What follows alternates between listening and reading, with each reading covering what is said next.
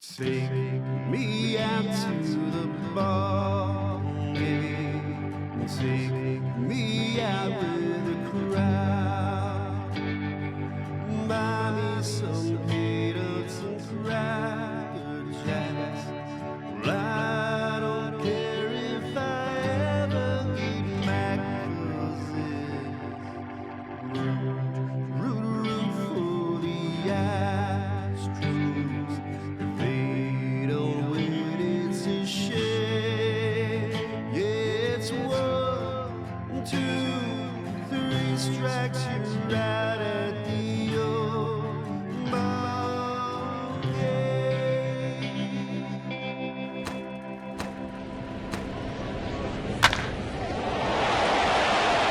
Welcome to Let's Get To, the baseball podcast from the fans' perspective. Now here's your host, James Christopher. And welcome to Let's Get To. I am your host, James Christopher. And as I sit here, I don't know what the rest of the show is going to be about. I know that I got some hate mail from the Yankees, from the Yankees. Oh, if the Yankees, that would be awesome. But I'm going to deal with that at the closing. But I don't know if we have baseball yet. Like last night, there was supposedly a deal, and then there wasn't. But I do want to do a shout out to who I'm wearing today. This is the Tri-City Dust Devils.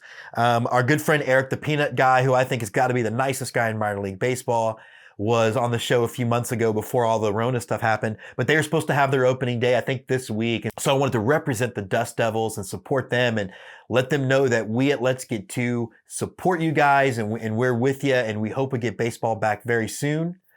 Hope we stick with us. We're going to do another group therapy session, the Let's Get To Go Astros segments and the Big League Chew segments with Andy and Scott are going to be together. And our buddy Stevie from the UK wants to talk a little bit about the Astros being a scapegoat. Go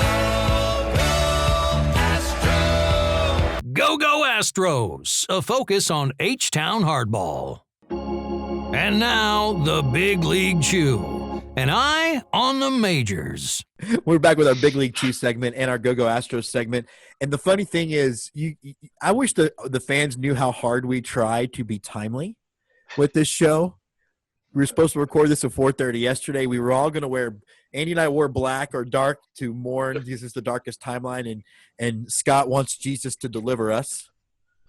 Jesus because saves. He would be a closer He would because be a Jesus closer. saves. We're close to a deal. Andy, real quick, catch us up on where we are and how this is the most 2020 thing ever. Oh, well, yesterday, probably mid-afternoon, reports start coming out, and I think Heyman had it first, but it doesn't really matter. The owners made a proposal after Tony Clark and Rob Manfred had a long dinner and looked into each other's eyes longingly and shared a bottle of wine or two and came up with a framework of a season that would be workable. And that included 60 games, expanded playoffs to 16 teams, a DH for both the 20 and 21 season, and a few other things along the way. This is the biggest concession the owners have made, by the way, moving off the 50-game number and giving full per-game pay beyond that. And so in the most Major League Baseball thing ever, Rob Manfred immediately starts leaking to everybody, we've got a deal, we've got a deal, we've got a deal, to which Tony Clark said, I don't know what you're talking about. That wine meant nothing to me. I'm a beer guy. You want to wine and dine me? How about a steak? How about a nice bottle of scotch? And said, nope, no deal. So we're sitting here today at 10:30 in the morning on Thursday, rapidly F5ing on Twitter, trying to refresh the screen, hoping that somebody's going to come to their senses. I think what the sticking point is now, the players liked everything but the number of games. So there is a movement to try to get it to 65 or 66 games in a 70-day period versus 60 games. And that is the sticking point about if you're going to play these extra 5 or 6 games, how are the players being compensated for that? And of course the owners are walking around they're acting like jilted lovers at this point. The funny thing about the 66 number, Scott, you're a big movie guy. That is the number of times the dude got hit by lightning in the movie Great Outdoors. I don't think that should be the number 66 times. Scott, I thought we were done negotiating. I thought everybody was non-starter, and we're not even gonna what? Just when you think you're done, they pull you back in. More negotiations need to happen. Now, Andy's exactly right. Rob Manfred, in his infinite wisdom, said, "Oh yeah, we got a deal," and Tony Clark decided, no, not yet. We haven't agreed to anything. A framework is not a proposal, and a proposal is not a deal.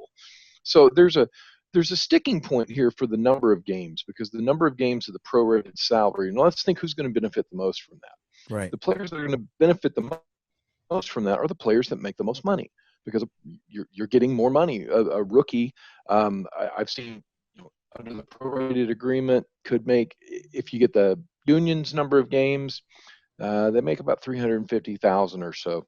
If the owner's number of games, they get like 220,000, something like that. But for a guy like Mike Trout, who's pulling in some serious bank, that's a big deal. Now, who does it hurt the most?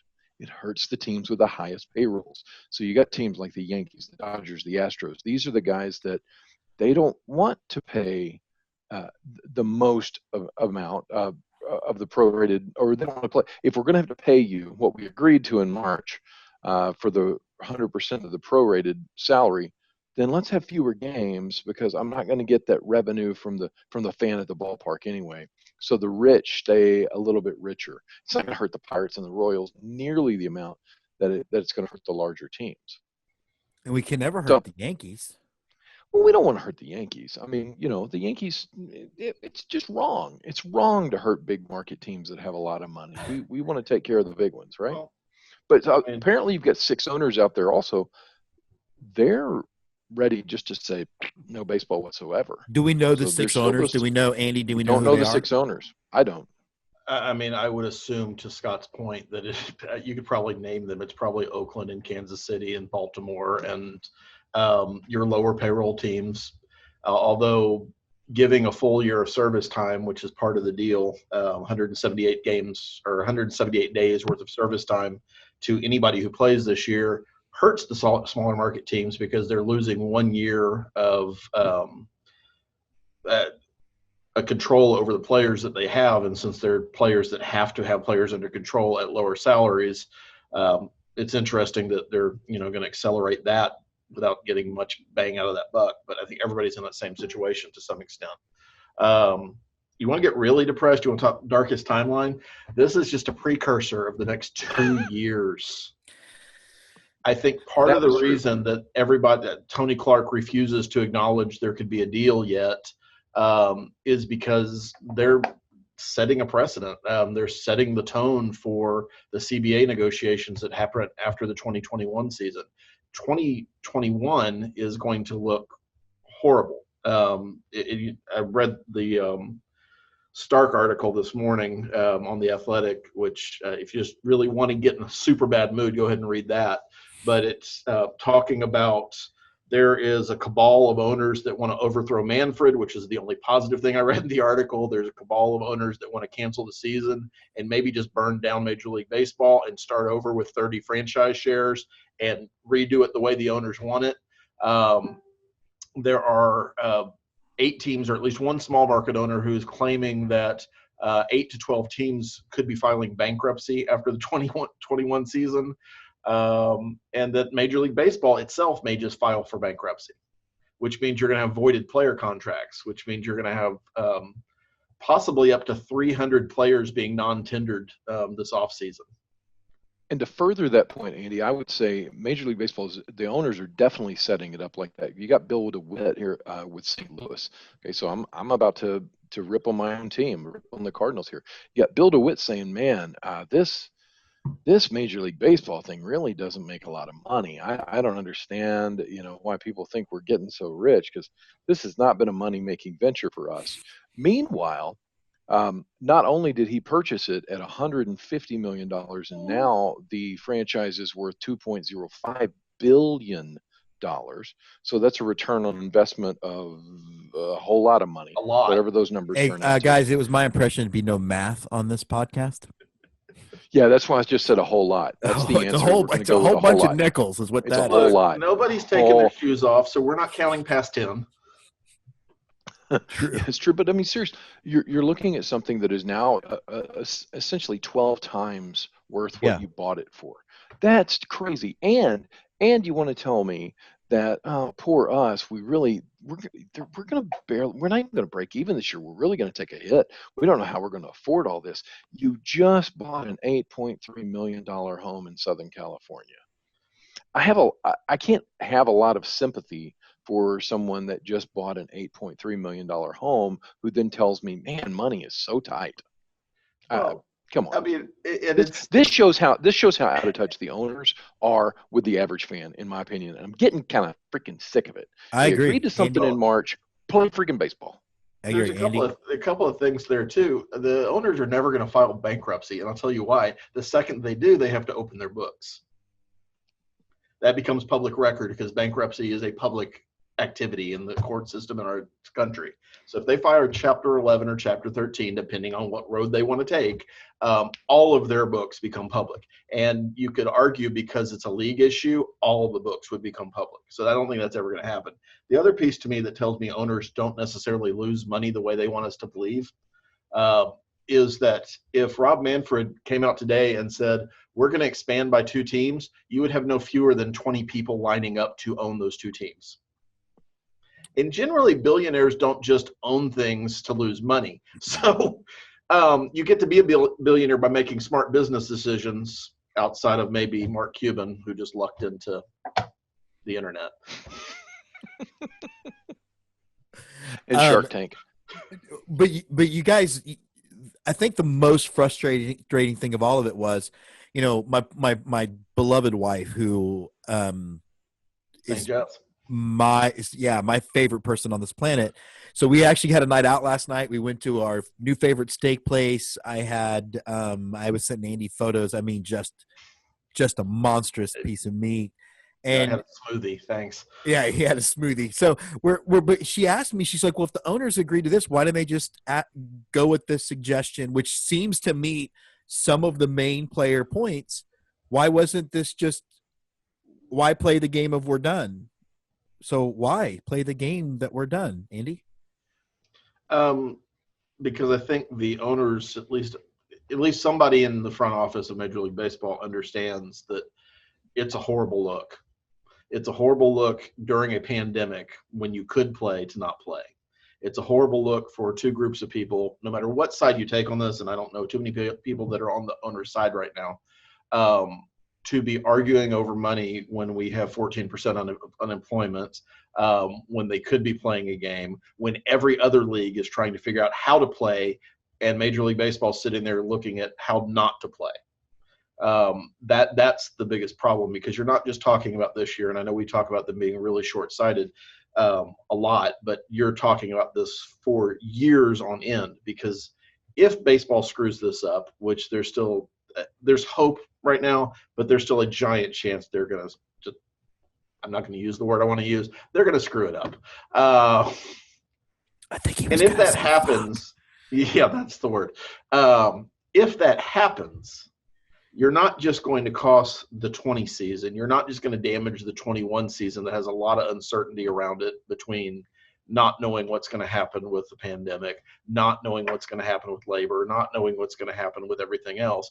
But you're talking about affecting those for 22, 23, 24, 25, and maybe a decade past this point. And no matter how stubborn the owners have been through this process, I think there are some of them that at least understand that it's a horrible look, and we don't want to be the people that get blamed for this. Scott, one of the things that Andy and I in our segments before have made the case that part of the problem with Major League Baseball is systemic and inherent in the setup that it is not one league, that it is 30 teams divided by strata.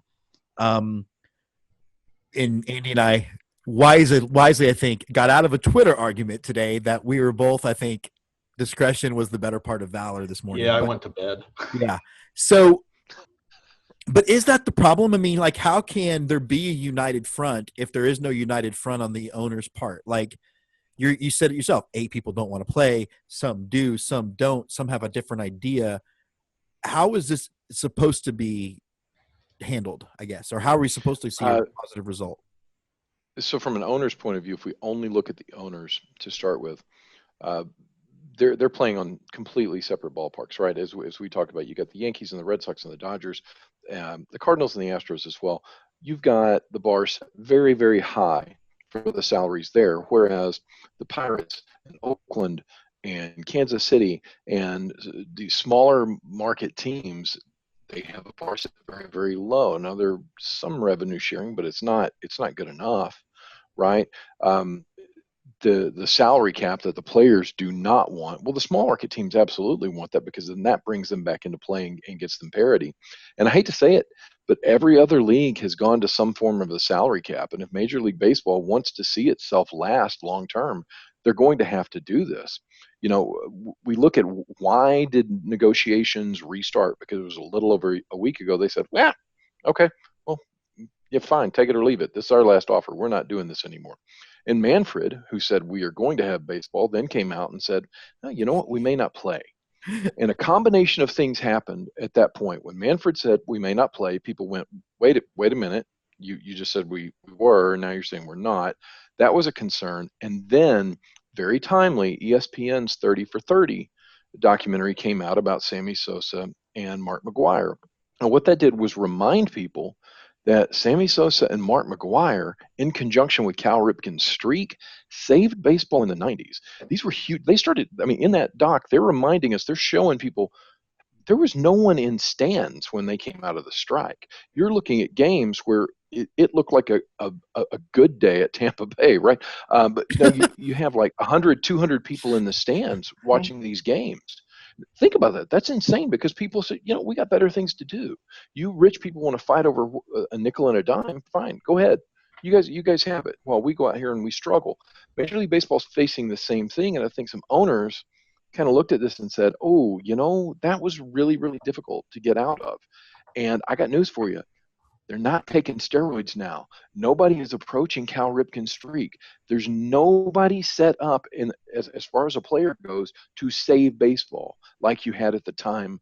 And you have, I would argue, a much more toxic fan base due to the way they behave on social media. You know, as we wrap up, you know, Scott had mentioned, and Andy, you mentioned that there was this idea by some of tearing it down and then building it back up. Can baseball survive that? Not in its current format. No, I mean, I don't think so. Not without radical changes, which you know, I guess that would a radical change. That's kind of dumb of me to say that because breaking it down completely would be a radical change. It may sometimes you have to burn down the entire house and set the entire field on fire before you replant your crops, and have a new place to live. So that may be what's necessary. I don't think that's what's going to happen. I think the logistics of that are insane, and there's no guarantee that you're going to build it back up if you tear it all back down because people may Andy, not come back. would that be for the long-term benefit of the game, though, if they did tear it down and rebuild it in a model more like the NFL or the NBA or the NHL?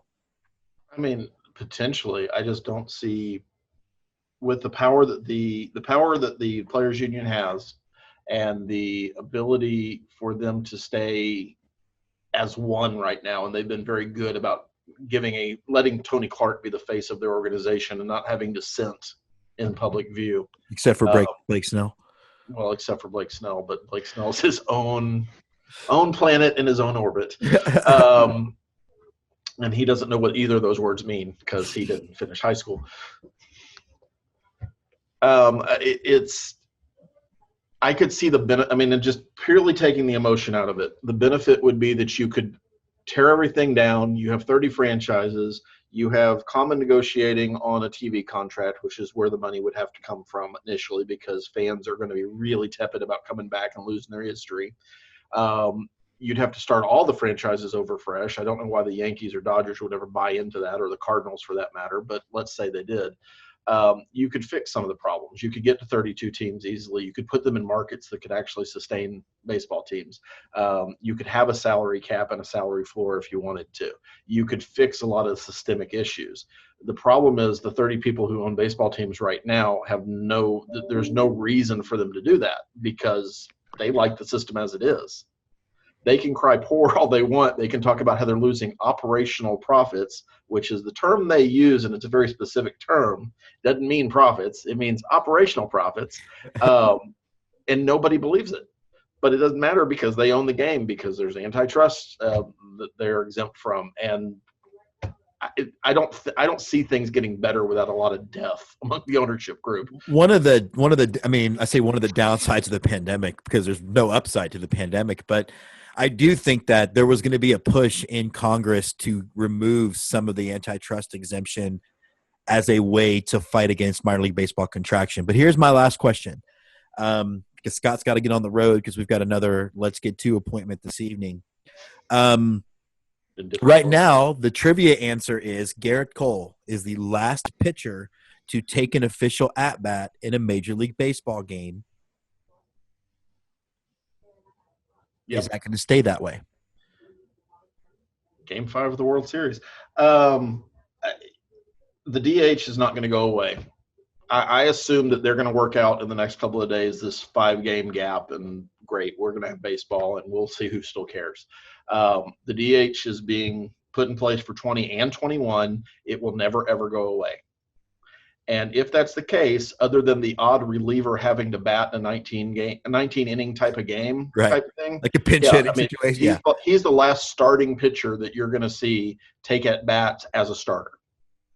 Scott? Unless you have the two-way players like the Shohei Ohtani, Mason Wynn, who the Cardinals just drafted him as a two-way player.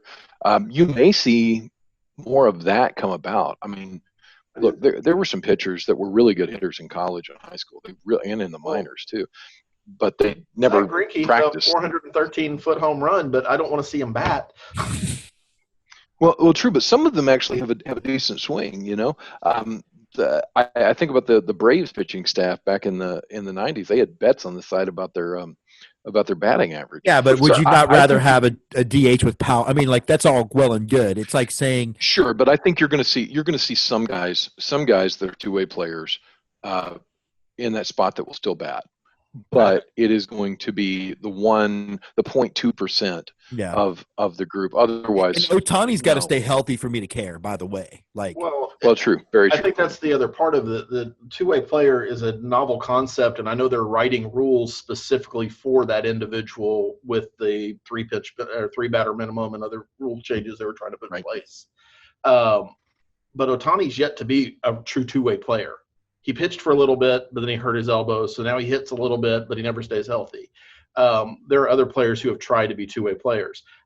Being a pitcher in the major leagues is so difficult that if you're not concentrating full-time on it, I don't know how good you can be at it.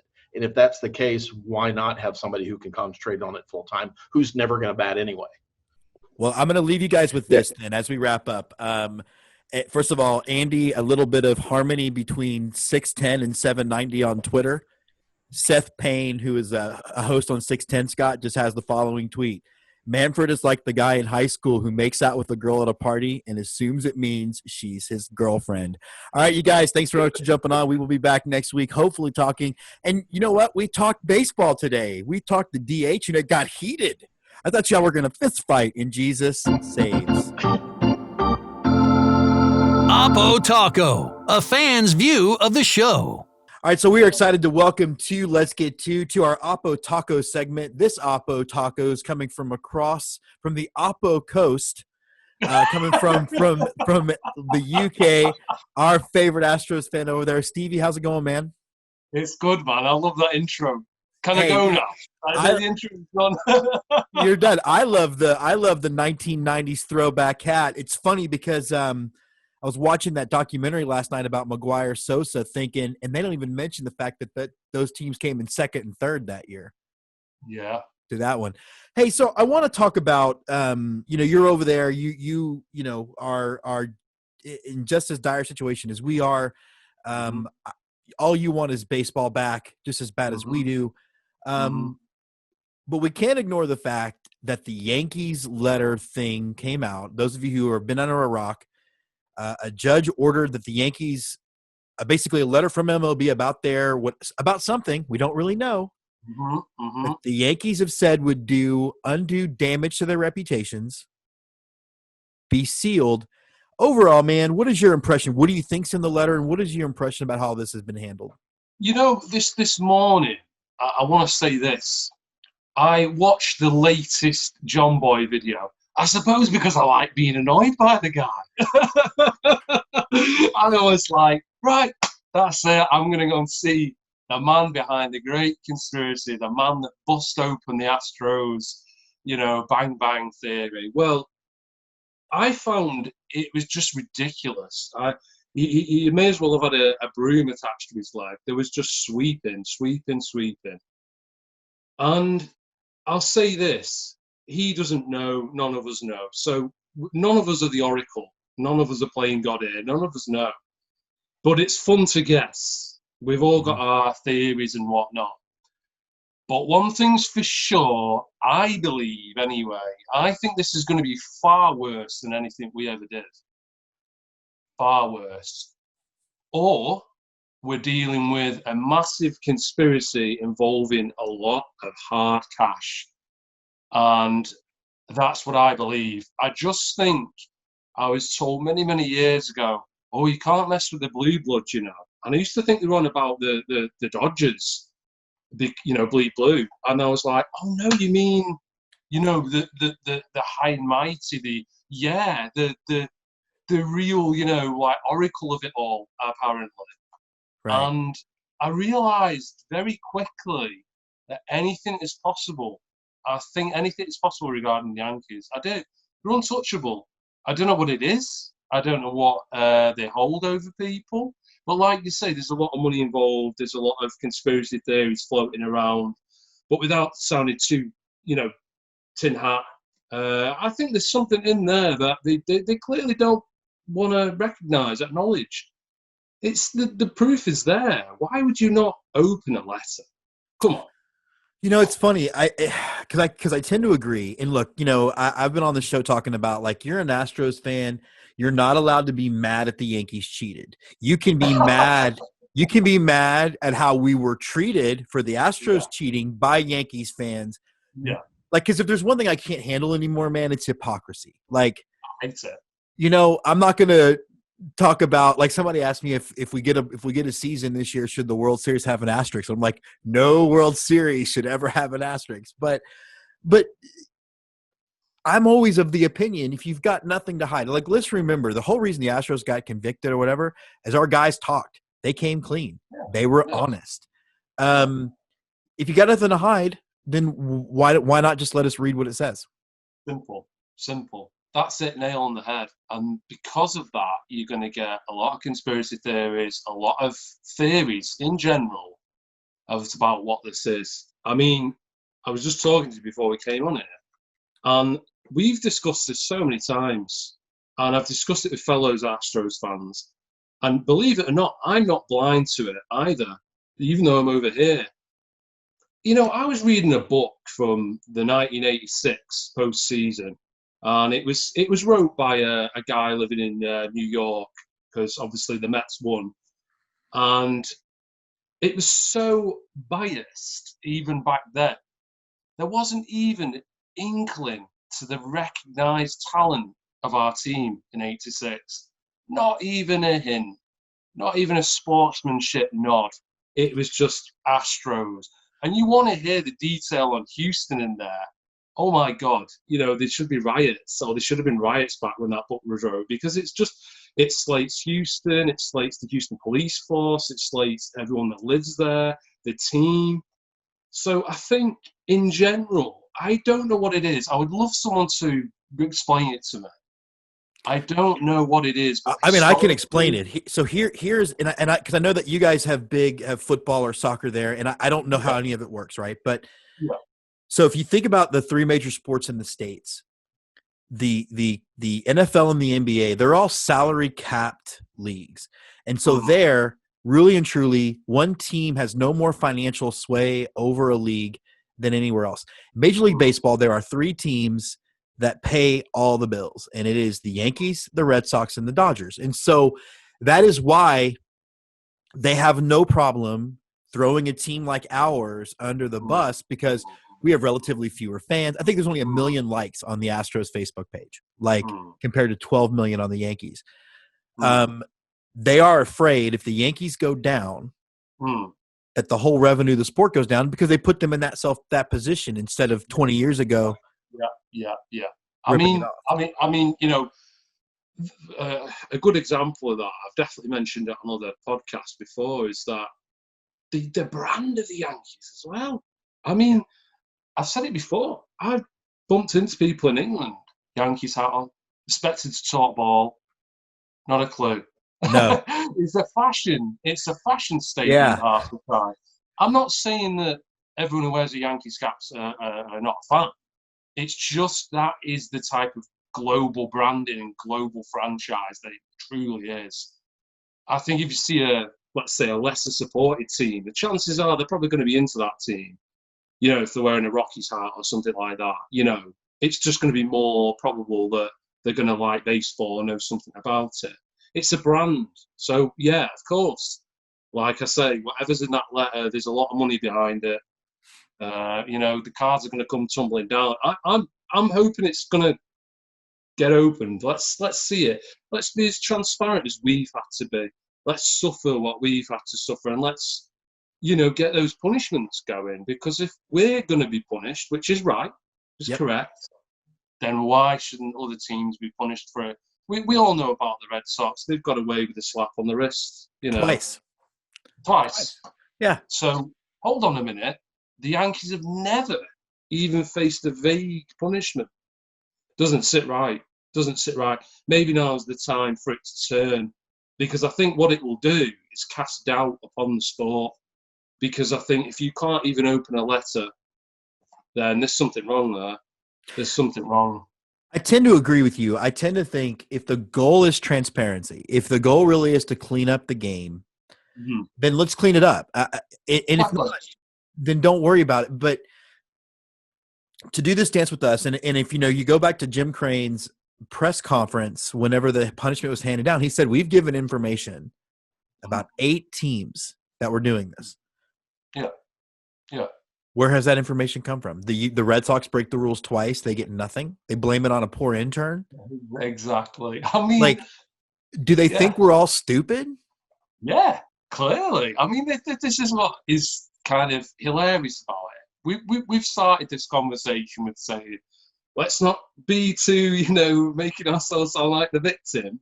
But you can't help it, because it is victimization in the sense of you want equality and understanding across the sport.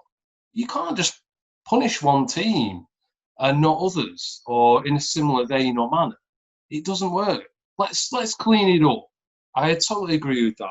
I really do. Let's clean it up. But a letter, you know, to just open a letter would be so simple.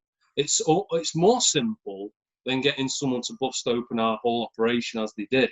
It would require less effort to just get a knife and go, and let's see what's inside. They don't want to do it. Especially since the Yankees admit that it would cause great organizational embarrassment, or whatever the word they used.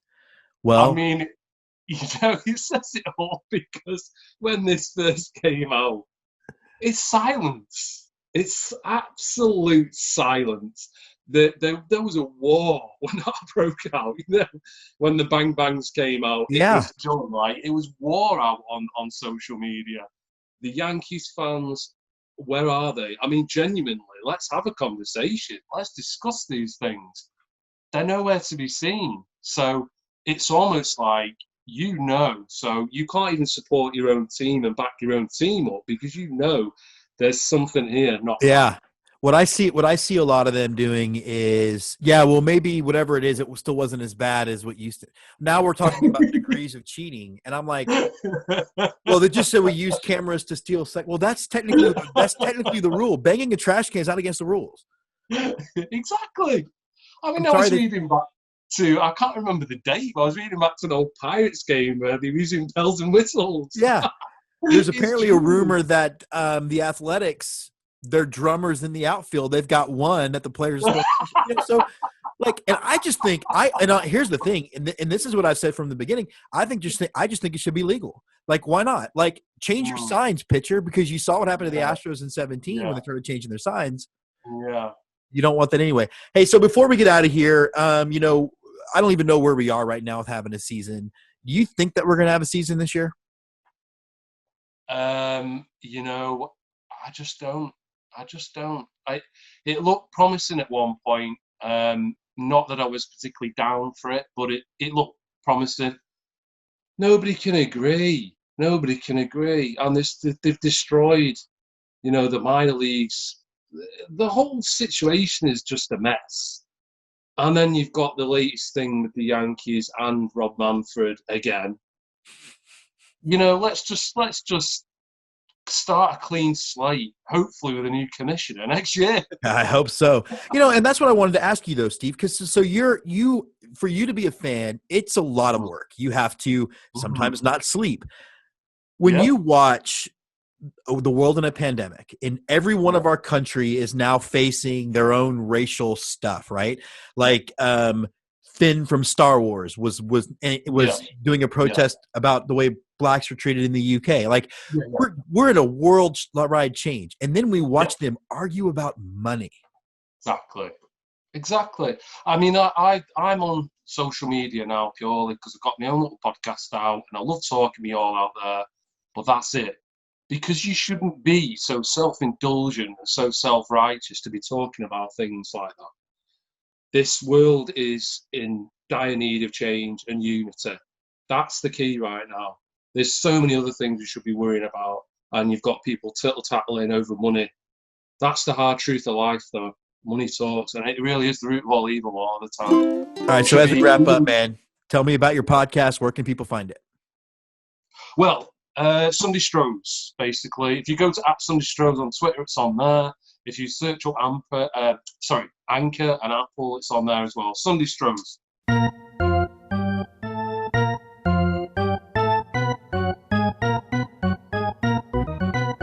And now, on to close it out, the right-hander from Houston, Texas, James Christopher. So as we wrap it up, I want to issue a mea culpa, I think is the phrase. One of the things that I didn't realize would happen, and has kind of been a bit of almost a negative byproduct of doing this show, is my penchant, my ability for upsetting Yankee fans. And I really have never set out to do that. Some of the people that I love in my life, all of my life, are Yankee fans. My family, I have a lot of family from like Long Island. I guess I just upset Yankee fan again by thinking like Long Island. I know some of them don't consider that part of New York. I don't even know where to walk anymore. And this is 2020. But I upset some people last time when I pointed out the fact that some of them were behaving like smug hypocrites. And, I don't really understand what happened. I think, I didn't say the Yankees cheated. I said it's suspicious that they didn't want a letter unsealed that was apparently about that thing, but it seems to me to be a logical leap. And I didn't say that all Yankee fans were smug hypocrites. So I don't, for a fan base with 27 rings, they seem because again, really good friends that are Yankee fans, and I think that I've been pretty open how I felt about the Astros cheating. I just thought that everybody can be honest about their team and still love their team. I didn't realize that it was supposed to be a cult. And I had just some weird, not really hate mail because it's 2020, but some hate tweets. And I don't really engage with them. Like if you've got less than 40 followers, I ain't got time for you. But I did want to some of the folks who have kind of come at the show and have, said that we are anti-Yankee, which again is not the case. We have Yankee fans on the show all the time. I have great respect for the New York Yankees. I only hate one baseball team on this planet, and that's the Arlington Rangers, of which I have been very clear about my deep-seated just despising of that organization. And then there's a Yankee fan on Twitter who is claiming that Astros fans have apologized for cheating. And, you know, it's all so messed up, and we're not going to know anything until the Yankee letter is revealed. And I don't think it will be. I don't think it'll be released.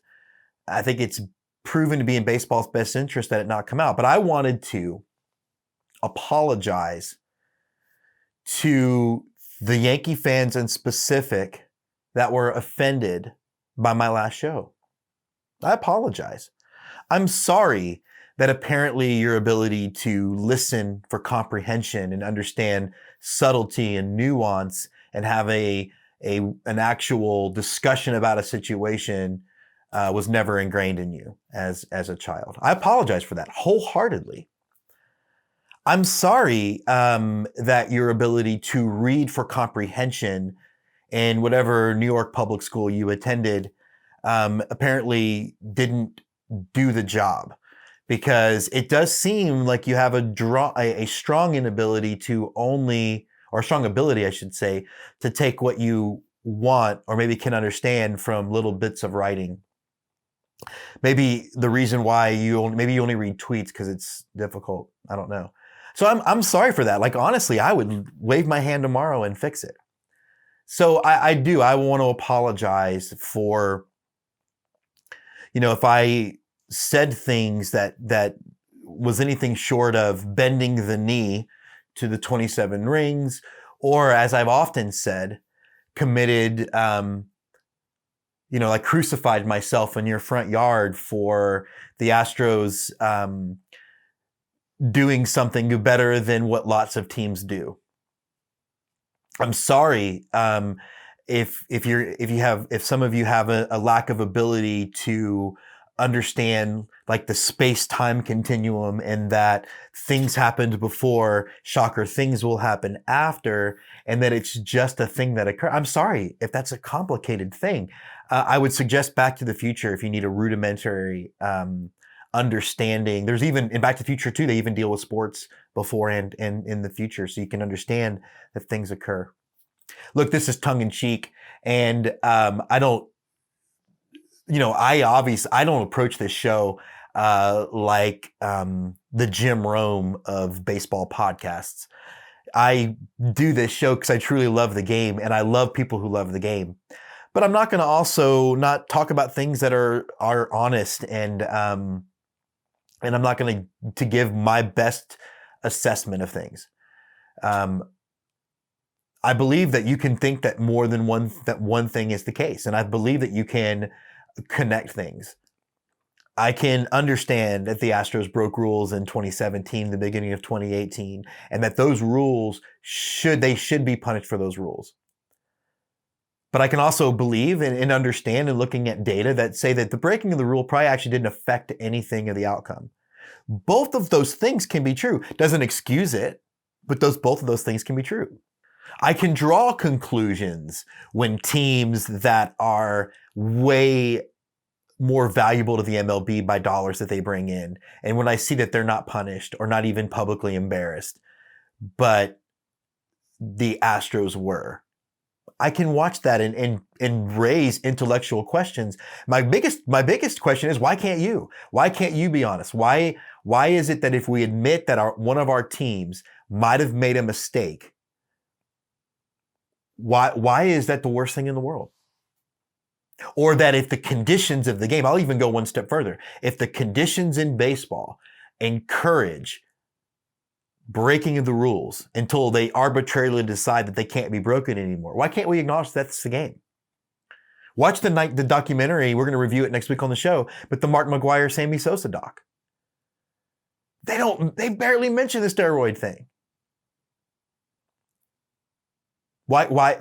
That's weird, right? Like, why can't we just ask honest questions and have honest discussions? I've been nothing but honest and transparent about the Astros sign stealing. In fact, I keep saying I'm done talking about it, but I get asked to talk about it on Twitter, and rather than to give somebody the middle finger, say I'm not going to do it anymore, I try to be the bigger person and say, you know what, I'll give a perspective and I'll give my honest assessment and I'll listen to you. And I just want to know, why can't other people do the same thing? Imagine how much better it would be. I'm a Cowboys fan. I talk about those 5 Super Bowl rings like they happened yesterday. I'm not going to blame Yankee fan for his 27 rings. Not going to. You've got 26 more than the Astros do, and that's super cool. Being the best should be enough. You don't have to be petty, and you don't have to completely ignore reality in the name of saving face for your organization. You can be better than that. And again, most of the time I get great response for the show. I've got a lot of Yankee fans that I grew up with, that I went to school with, that I've met only on Twitter. I think Before the Pitch are some of the best people on Twitter. I think the Hitter Sports are some of the best people on Twitter. And guess what? I don't agree with everything they say. Having my respect, having my friendship, having me trying to support people doesn't come with, here are a list of absolute edicts you can and can't say. The Hitter makes a lot of jokes at the Astros' expense. You know what? They're funny. Because I can understand 2 things as being a reality. They've asked for it. They should get poked fun at. When your team has strongly suspicion, when these events happen though, when people strongly suspect the Yankees are doing something, and this isn't the first time, you can't get super defensive when you've been the one throwing bombs. And I'm not accusing anybody of that I would consider a friend of this. These are all randos. So I guess to the random people, thanks for listening. Can't get offended. Take it in stride. Understand. Again, I bring up Jim Crane. If you want to know why Astros fans feel like scapegoats, if you honestly want to know, Jim Crane, during the press conference, when he went above what MLB did and fired Hinch and Luno, said they turned in information on 8 teams, and they were assured that there would be investigations. The Yankee letter, broken by The Athletic, how much time did ESPN or MLB or any other news agency outside of The Athletic spend on it? Very little. If you need to find out why people think the Yankees are the cash cow of the MLB and above reproach, just like the Red Sox and the Dodgers, Astros fans feel scapegoated because the Red Sox broke the rules twice. The whole reason it's a rule, because here's what you got to remember too. The Astros' behavior was only against the rules from September of 17 on, which means they really only broke the rules. And there's a lot of evidence that they didn't use the trash can system in the playoffs, because people who hate the Astros tried to find evidence and couldn't find that.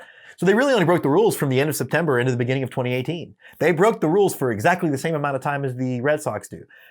If you cheat twice, should count more. So if you want to know why the Astros fans feel like scapegoats, that's why.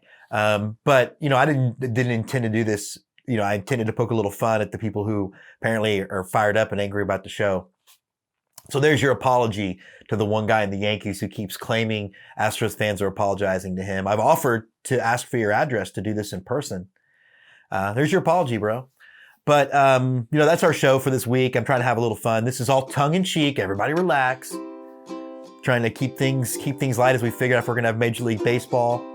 I do hope everybody has a good weekend. Stay safe and stay sane. For my movie fans out there, I retired from filmmaking about 2 years ago and we're releasing a documentary series. It's been a lot of fun looking back at our film career as it's kind of developed. So I'll put some links out, check that out. But until next time, again, stay safe, stay sane.